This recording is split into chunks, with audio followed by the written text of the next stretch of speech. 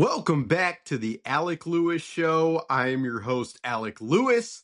This is episode 149, recording on Wednesday, March 4th, from the Alabama home studios. I am here in my short sleeve shirt, enjoying the very normal weather for a couple weeks, but not really because I've been inside on the phone, trying to figure out what the next couple of weeks for this organization is going to look like. And it's already been pretty active. I don't expect it to slow down a ton, but am here to talk about all of it today for this episode of the Alec Lewis Show. We're going to get into the quarterback conversation, obviously. We'll talk a little bit about Jonathan Greenard in the middle.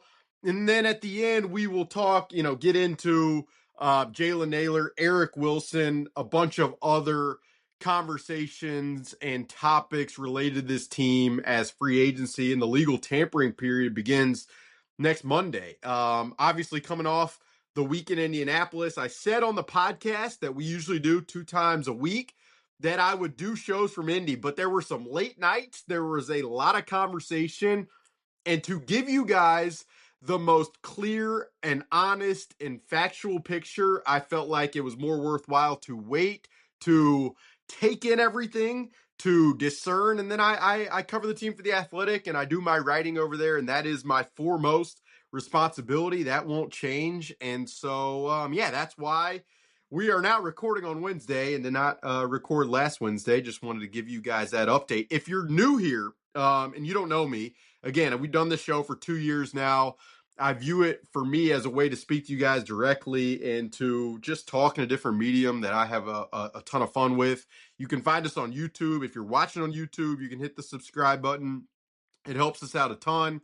And if you're listening on Apple or Spotify or iHeart, wherever you get your podcast, you can rate and review. And I think follow us so you get future episodes, and we appreciate that. But if you missed it, there are stories at The Athletic from what I heard at the Combine. There was one Monday, one Tuesday. Did a little bit for Wednesday on the Kyler Murray topic, which we'll talk about in depth here.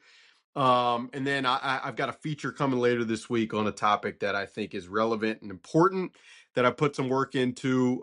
So stay tuned and keep checking theathletic.com for that. This show is presented by First Resource Bank. I had lunch with those guys coming back from the Combine because Tim Siegley, Aaron Siegley, Charlie Anderson, they run the bank. They care about the community, and they know that the Vikings are a big part of the community. So they wanted to know what's going on and what the circumstance currently is at quarterback. So we had lunch, I think, Monday, and I was trying to keep them abreast, but they're really good people. Part of the reason I partner with them for this show is because of just how easy they are to get along with. And then their banking platform for me, moving up to Minnesota, where I do live, contrary to some people on Twitter and what they think. I endure the winter just like all of you guys. Their online banking platform has been phenomenal for me to transition to and moving up there. So First Resource Bank, the information for them is in the description below. All right, 3 minutes. You guys are probably frustrated at me. You can throw those frustrations in the comments. I can take the brunt of that, and that's the accountability that I, absorb myself. But we'll get right into the quarterback conversation. So in Indianapolis, weaving the hotels, whether it was the JW Marriott or the Westin or the actual Marriott or the Hyatt or the Omni. I put in a lot of steps in Indianapolis, and my body probably needed that and being outside. But the quarterback was the topic. I mean, I run into an agent I know. What are they going to do? You run into another team person. Here's what I'm hearing they're going to do. You run into Vikings person, and I mean, the quarterback was the topic that you're dancing around all the time. So you guys are sitting and wondering, okay, the Kyler Murray news surfaced Tuesday that the Arizona Cardinals are planning to release him. What does that mean for the Vikings? Well, here's what I'd say on Kyler Murray. The Vikings recognize his raw talent, and anybody listening to the show, you guys might roll your eyes at that or be frustrated about it, or you might really like it. I think there are a lot of polarizing views on Kyler Murray, but the raw talent on the tape is pretty undeniable as a playmaker. He can layer the football. He is accurate. I mean, you go listen to anything Colt McCoy has ever said about Kyler Murray, and Colt was in a quarterback room with him and is a really aware in how he sees this stuff. He will talk about the accuracy of Kyler Murray. I mean, with Kyler, there is is he a shotgun guy? What does his health look like? What would his fit be in a system that likes to throw the football over the middle of the field and could it in 2025? All of those conversations are relevant. They exist. There are a lot of perspectives on all sides, but I do know there is immense internal support from a lot of different people on Kyler Murray.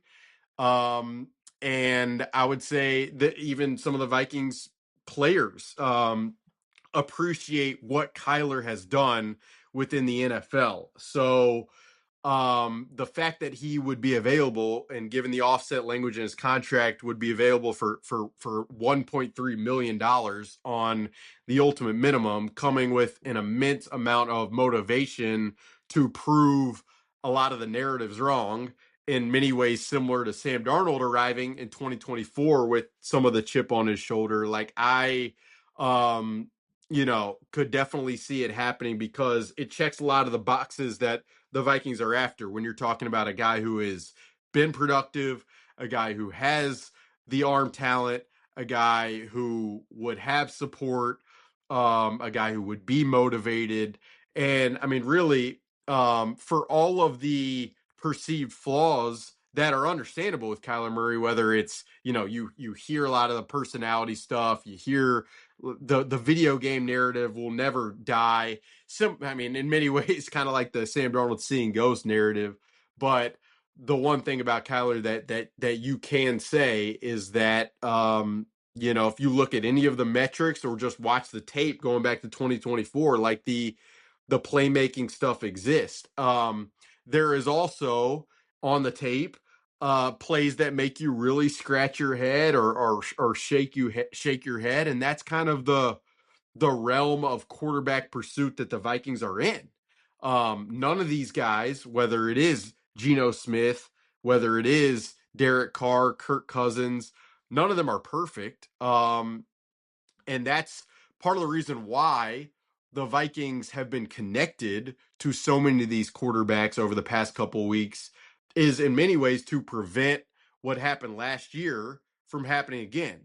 You guys might be asking us, Alec, what do you mean by that? Well, the Vikings had their eyes set on Daniel Jones. Understandably, he was in the building. He loved being there. And the Vikings felt strongly that he liked their infrastructure. So when he chose Indianapolis, there wasn't a ton of backup plan there, and not a very refined, I would say, T's crossed and I's dotted. Here's what we're going to do if this happens, because of the conviction that Daniel Jones will be back. Whereas this time around, the Vikings wanted to give themselves as many outs as possible. If the Cardinals didn't cut Kyler Murray, then what would they do? If the Las Vegas Raiders didn't release Geno Smith, then what would they do? If Kirk Cousins wanted a certain amount of money to sign elsewhere, then what would the Vikings do? And having answers for plan A, plan B, plan C, plan D, plan E, plan F is part of the reason why the connection to a lot of these guys has happened. And Rob Brzezinski, who is the interim general manager right now, really didn't mince words, or I mean, it wasn't trying to throw a smokescreen when in Indianapolis. Rob said, we're going to explore all possibilities. And that is a very vague way to say, like, we are going to make sure in every situation that happens here, we have a very refined answer. You guys might listen to that and say, refined answer? Is Kyler Murray a refined answer? Is Geno Smith a refined answer? And I totally understand that perspective, just as someone who's watched the tape and analyzed a lot of this stuff and talked to people within the league about all of these guys. But it's pretty clear that a couple things are happening on the same front. One, this Vikings ownership group has spent a lot of cash in the last 2 years to be competitive and to contend. That hasn't happened at the highest level. And so this Vikings ownership group, I mean, this Vikings team's in a position where, you're not going to be able to go out and spend 40, 50 million on a guy at the position unless it is the most premium available options, like a Joe Burrow, who it never made sense to anybody on the outside why Cincinnati would be willing to trade Joe Burrow unless it was just a complete standoff, which it doesn't seem to be.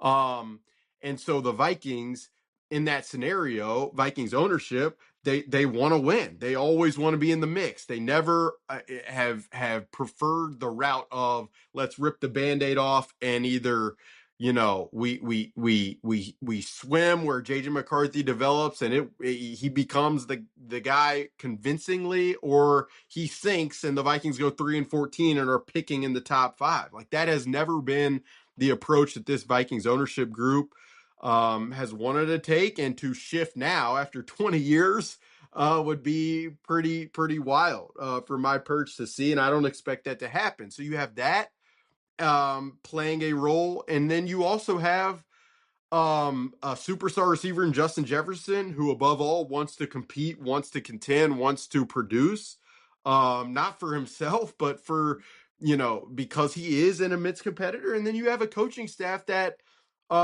it was a frustrating, stressful year last year for Kevin O'Connell and for a bunch of guys. Kevin O'Connell's entering his 5th season as the head coach, and going 3-14, what would that mean? It's hard to be definitive on that, but you would lose a lot of the faith that he's rightfully built up over the last 4 years with some of the job he's done. And so, if you can't acquire the long-term guarantee like a Joe Burrow, and you want to acquire the type of talent that gets you to a potential 10-11 win number, that leads you to the market that you are living in, with names like Kyler, like Geno, like Derek Carr, like Kirk Cousins, and Joe Flacco, and all of those guys.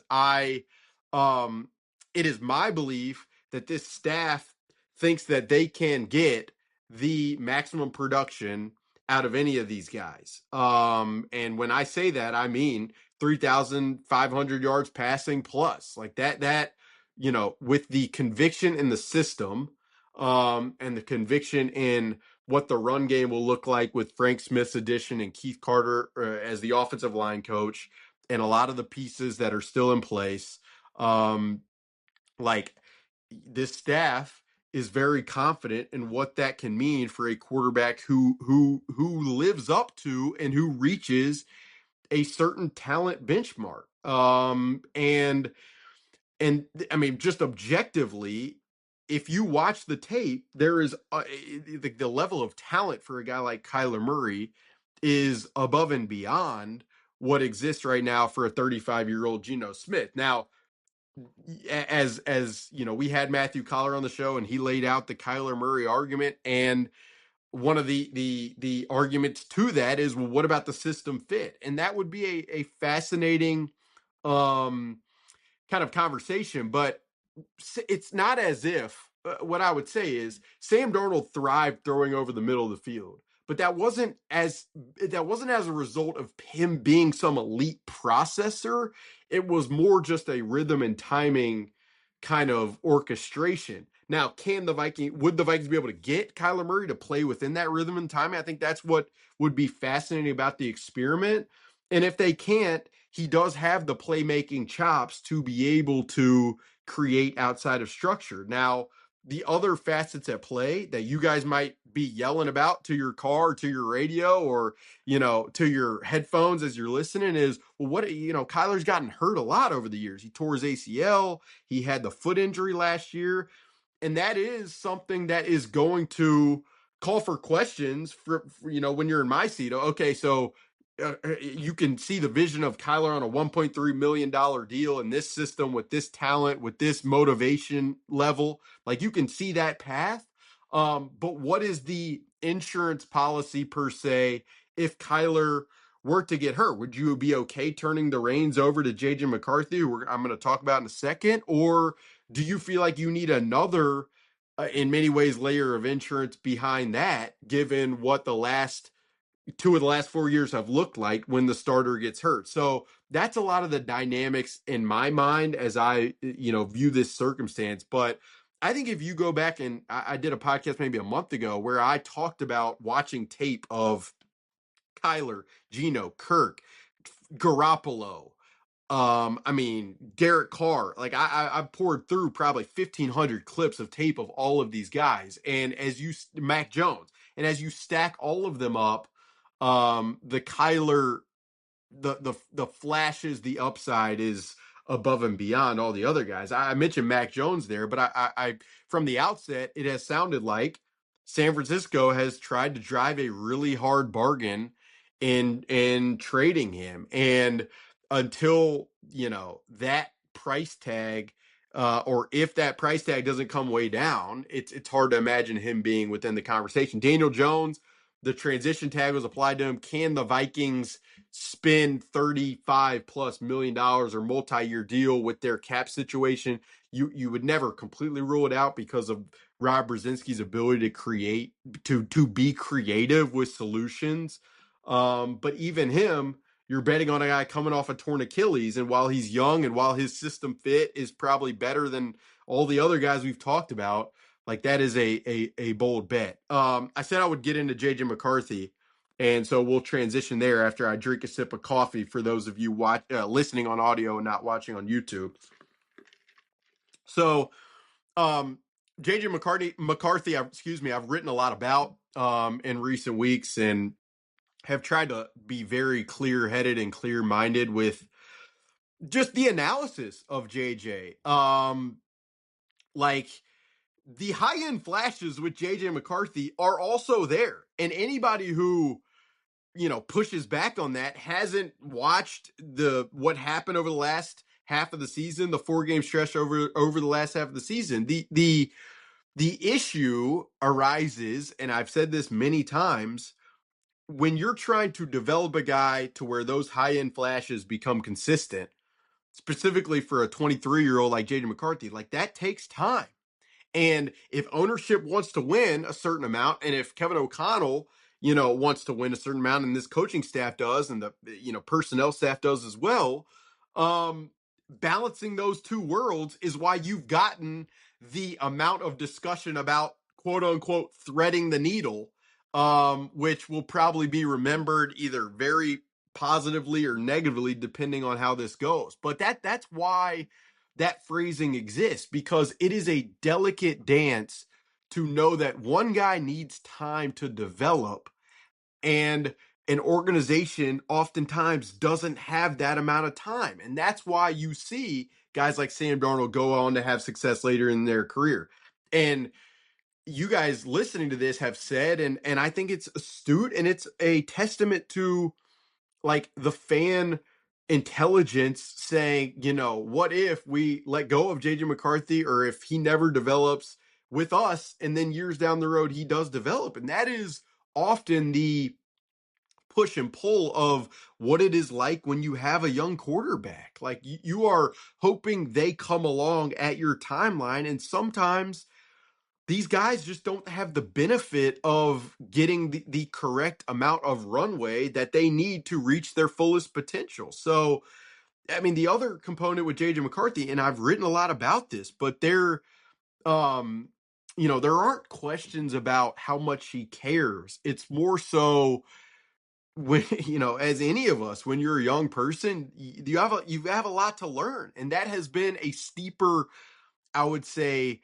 climb than this Vikings team and staff would want it to be at this stage. And so it leads you into just a very complex situation. And if you were to bring in a guy like Kyler Murray, you are then managing what does that mean for JJ? Because Kyler probably isn't coming in as the ultimate mentor that a guy like Joe Flacco or Kirk Cousins would be. Kyler's coming in to prove to the world that he is a certain amount of player that he believes himself to be, that the world doesn't perceive him to be. And that's his foremost and really primary and ultimate responsibility.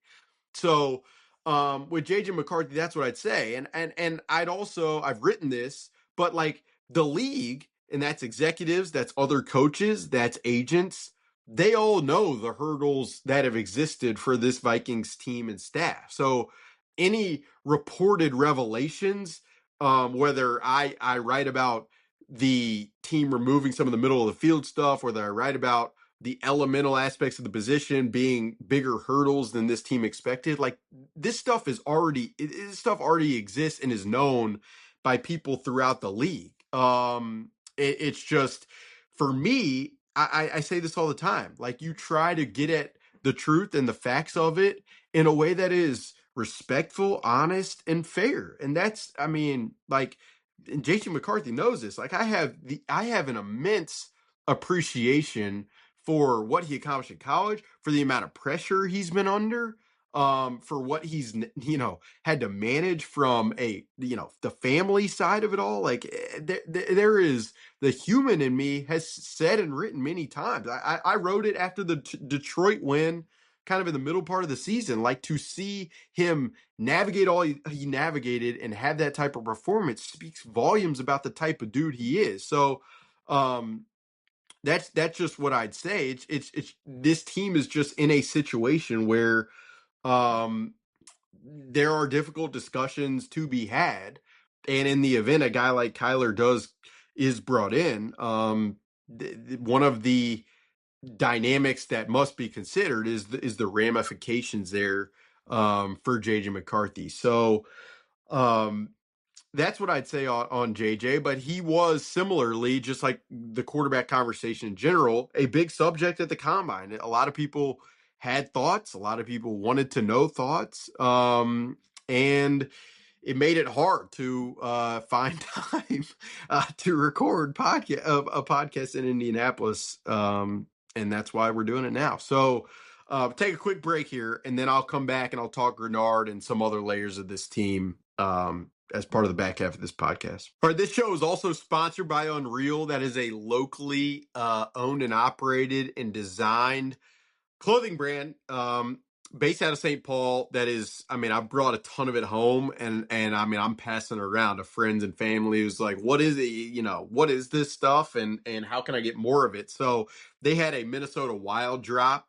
at the Grand Casino Arena, I believe it's called. That was just, I mean, that you when you're watching what Boldy and Quinn Hughes and Kirill are doing, you're probably going to want to be repping that around the Minneapolis St. Paul area. So really cool to partner with them throughout the entire season. They've also got some limited edition Vikings hoodies throughout the year that we showed on this podcast. So check out Unreal. The information is in the description. And yeah, let's get right back to it. We're going to talk about Jonathan Greenard. All right, so on Tuesday, Adam Schefter of ESPN reported that the Vikings were open to trading Jonathan Greenard. And it obviously received rash reaction and opinion from a lot of people. Understandably, this dude is a really talented player and has been a massive voice, an important voice internally from a leadership perspective with this Vikings team. This defense is probably going to still have to be the rock of the team.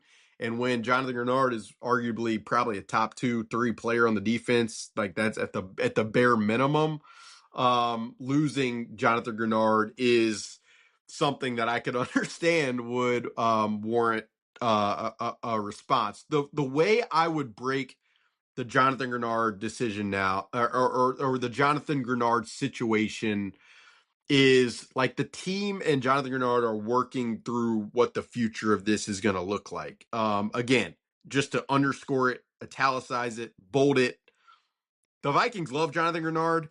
They know his value. The sack production, I guess you could say, hasn't been what you'd hope it to be. But Brian Flores has said many, many times, and I think it's an important one to tell you guys on the podcast. Like Brian Flores always says, if you record 10 sacks, but you play 1,000 snaps in a year, what do you do on the other 990 snaps? And how important is that? It's not to minimize the role of sacks in successful defenses, but it is to highlight the value of, on early downs, how well do you play the run?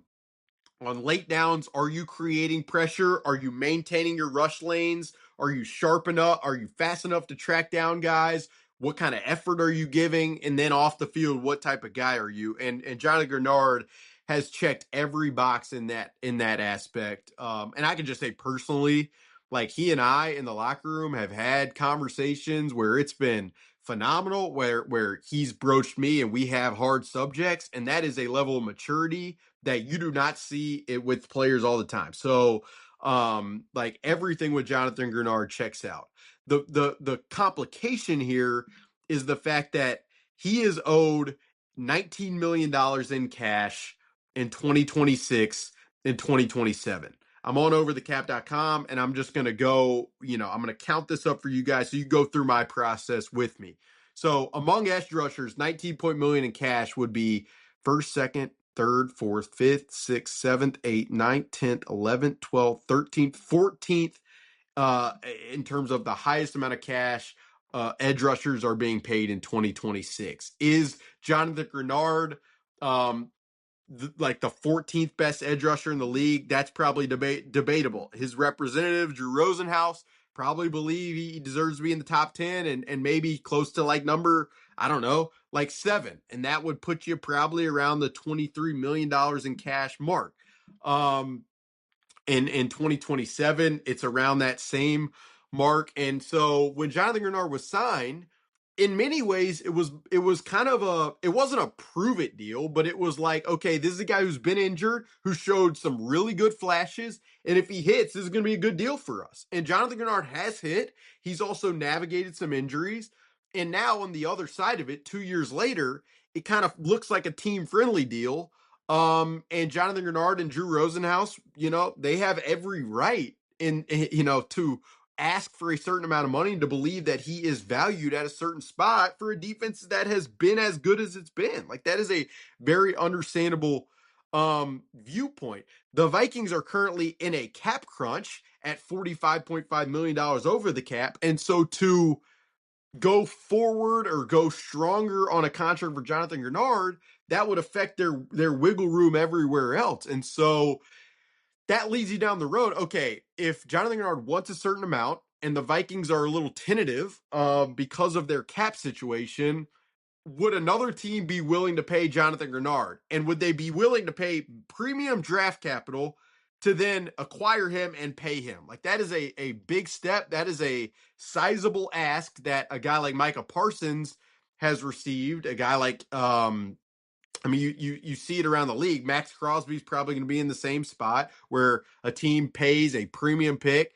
and then they pay him from a monetary perspective. And like, it will probably come down to, is there going to be a team out there that has the belief in Jonathan Greenard at 28 years old, soon to be 29, to pay a serious amount of draft capital, and then to also pay a premium on a new contract? What I know is, talking to people around the league, there are teams mulling the idea because there is an immense respect and faith in what Jonathan Greenard is as a player and can continue to be as a player. So that's what I'd say. Like, this is a starter for teams in terms of to at least kick it around internally. Whether or not they will eventually be able to meet the Vikings asking price, that's an entirely different conversation. But it's not as simple as the Vikings are punting on everything and they're trading their best defensive player. What are they doing? Like, that's not the circumstance here. There's only so much leverage that Jonathan Greenard and Drew Rosenhaus have. This would be one avenue. And the Vikings have leverage in that they signed him to a multi-year deal that is where he's under contract through 2027. So how this shakes out, again, the summary, both sides are working through this thing to find the best solution, is kind of how I see it. The Dallas Turner topic surfaces within this, and over the back half of the season, as Dallas Turner started to come on, I said on the podcast that I just evaluating the tape, I felt like some of his wins were pass rush wins were quicker wins. You wanted to see more breadth of tools in his toolkit as a pass rusher. And talking to people in Indianapolis, like that still exists. There definitely is more. I mean, you could spin it one or two ways. One of it would be the fact that Dallas Turner still has a lot of development and upside is scary for the league in terms of what he could ultimately become. But it also does speak to, it's not as if in the back half of the season, Dallas Turner was a top 10 edge rusher in the NFL. That's not the case. And so the idea that it's a 1-for-1 replacement with Jonathan Greenard and Dallas Turner, that's boldly stepping out on the limb.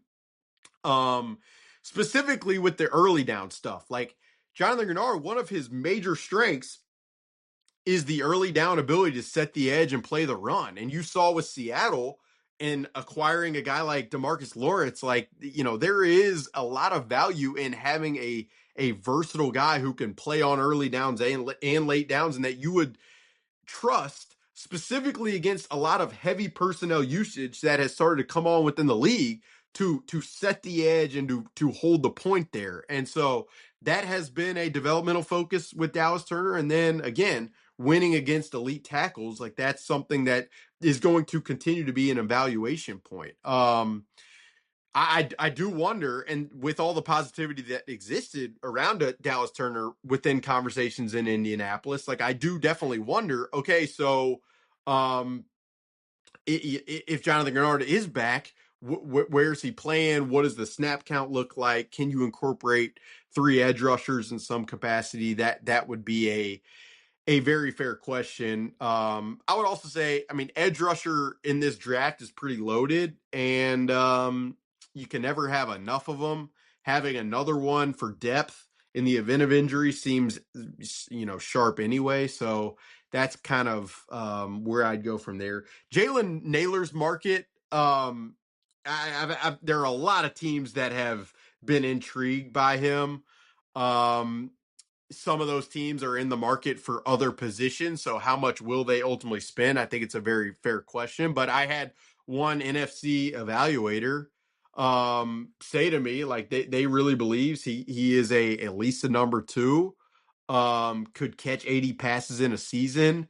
The thing that people love about him, as much as the vertical speed and the reliability in terms of knowing a lot of positions on an offense and knowing a complex playbook like he has in Minnesota, one of the things that comes up is like he is willing to stick his face in the fan as a run blocker. You can't find that everywhere.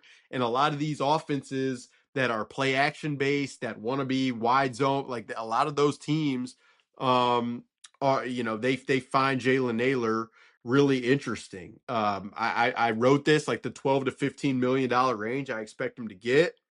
I know the Vikings love him. I know the Vikings don't want to lose him. But if the market is there, it's probably going to be pretty difficult. Eric Wilson, I know the Vikings want to bring him back too. His market, I don't believe to be as robust as Jalen Naylor's, given that he's a 31-year-old off-ball linebacker. But Brian Flores loves him, loved him all year. And he was a great fit as a blitzer, as a guy who could move down and play a little bit of edge. Just really versatile player, really good fit.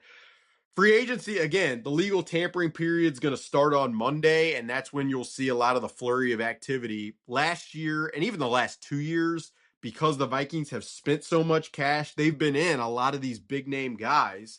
We'll see, I would say, I would be shocked to see the Vikings be in the mix for as many big name guys as they've been in the last couple of years. If there are signings, I expect it to be some depth stuff of guys who are, kind of you're taking a shot one way or another on. You really like the evaluation of a cheaper player, or guys coming off an injury. Let's take a shot here to be able to spend little and potentially reap a major reward. Like those are the 2 areas and markets that I expect the Vikings to be in. If Ryan Kelly is cut, I think Brandell could get an opportunity to be the guy at center. And then the Vikings the Vikings really do like a lot of the centers in the draft. So that would be a spot that I'd be looking at. I think from a receiver perspective, getting a different body type is definitely a priority. If Javon Hargrave and Jonathan Allen are cut, and Jonathan Allen is an interesting one, like you could even see a post-June cut where you spread money out for 2026 and 27. I think you'd then be looking at interior defensive line. Jalen Redmond, because he's an exclusive rights free agent, the Vikings really hold the cards there. Like they don't have to extend Jalen Redmond. I'm sure from a appreciation standpoint, like that would be something he would want. But the Vikings can take more of a short-term route if they want to. I'd say people around the league have, I was getting conversations in Indianapolis of like, man, that Redmond guy's good. Man, we love Jalen Redmond. So the, I would say the way you guys as Vikings fans view Jalen Redmond is very much reciprocated throughout the league. Aaron Jones, the cap number is, I'll just bring it up because I'm on this on overthecap.com. Aaron Jones cap number is around $14 million. His production is nowhere near that. He's still he can be trusted in pass protection, which is going to be huge for them because they also lost CJ Ham, who was a huge third down pass protecting kind of backfield mate to the quarterback. But Aaron Jones cap value is probably, I mean, it's closer to, I mean, you're talking probably around 5 million at a maximum. How amenable would he be to that level of a pay cut? I think that's where you go down the road of potentially he is cut.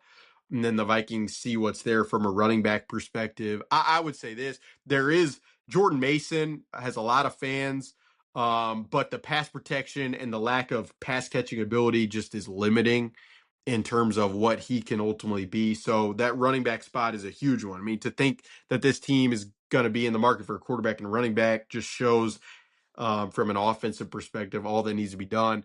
TJ Hawkinson's cap number is the highest of all tight ends at 21 million. He won't play on that in 2026. The question is, how far do the Vikings want to bring that down, and how willing is he to go that far? And if he's not, then that brings you to the tight end kind of questions. Safety, Jay Ward, there is a lot of faith internally with what he showed down the last 3 games of the season as an explosive guy at the line of scrimmage and even potentially deep. So his role is going to increase, no doubt about it. Harrison Smith, I still kind of see is up in the air. Towards the end of the season, it felt like everything led to he's retiring, and you understand it. It's been on a 1-year kind of situation, but the guy loves ball, and if the quarterback situation gets to a place where you create buy-in among a lot of the players, could be kind of a convincing component there. What would that look from a money perspective? I think you'd have to go down that road, but something that I've kind of eyed. And then cornerback depth is going to be a focus too. Like I think things are okay in terms of how they view Byron Murphy Jr. and Isaiah Rodgers, but the Okudah one just was kind of a whiff last year. And the Vikings know they need depth there, whether it comes in free agency or the draft. So it'll be interesting if they do sign free agents. Who do they believe in at a very low cost that they've done a really in-depth evaluation for, or who do they think from a recent injury or dip in production standpoint they can get the most out of? Like that's kind of where my eye will be beyond the quarterback, in terms of the next week and how things go. But it should be active. We'll be back later next week, obviously, with some pop-up podcasts depending on what happens. But yeah, any questions you got, throw them at me on social media, throw them at me in the comments, and we will get to as many as possible. But thank you guys for being here. Show is presented by First Resource Bank. It is sponsored by Unreal. Story at The Athletic later this week that you guys, I think, will find interesting. And with that, that'll do it for episode 149. We will be back very, very soon.